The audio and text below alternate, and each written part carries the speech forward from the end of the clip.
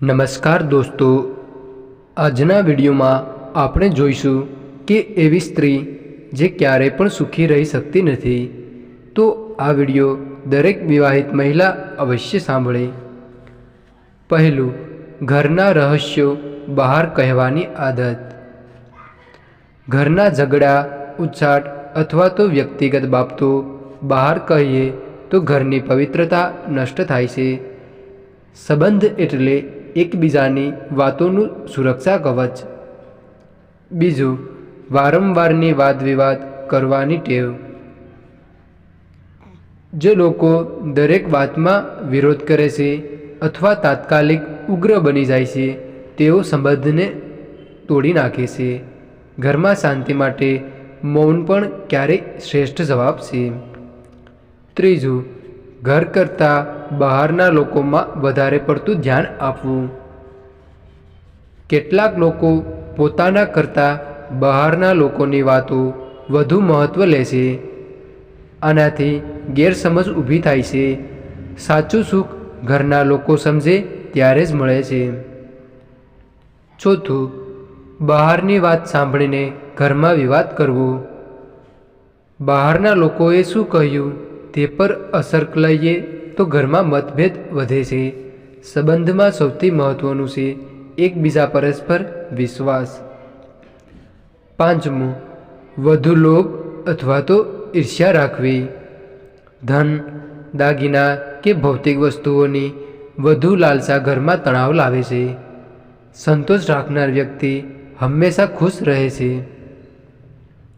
છઠ્ઠું, પરિવારના વાતાવરણમાં ઢળી ન શકવું. નવો ઘર, નવી લોકો, થોડી મુશ્કેલી તો આવવાની જ, પણ જો કોશિશ જ ન કરીએ તો સુખ મળવાનું મુશ્કેલ છે. ધીમે ધીમે દરેક પરિવારના લોકોને સ્વીકારીશું તો ઘર કદાચ સ્વર્ગ જેવું લાગશે. સાતમું, સારા સંબંધોને અવગણવું.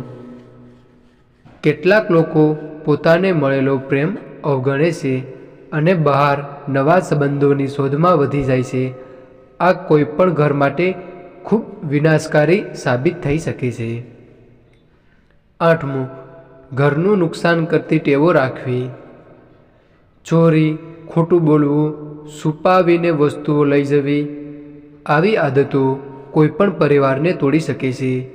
સચ્ચાઈ અને વિશ્વાસથી જ સુખી પરિવાર બને છે. નવમું, એકબીજાનો આદર ન કરવો. જો પતિ હોય કે પત્ની, આદર વગરનો સંબંધ લાંબો નથી ચાલતો. ઘરમાં દરેક વ્યક્તિના શબ્દમાં સન્માન હોવું જોઈએ. દસમું, વડીલોનો આદર ન કરવો. સાસુ સસરા હોય કે પોતાના માતા પિતા, વડીલોનો આશીર્વાદ ઘરની શાંતિનો આધાર છે. તેમને માન આપવું એ આપણા સંસ્કાર ગણાય છે. તો દોસ્તો, આજના બધા મુદ્દાઓ સ્ત્રીઓ માટે જ નહીં પરંતુ પતિ પત્ની બંને માટે આવશ્યક છે. સંબંધ બે લોકોની મહેનતથી જ ટકી શકે. જ્યાં પ્રેમ, સમજણ અને આદર હોય તે ઘર હંમેશા ખુશીઓથી ભરેલું રહે છે.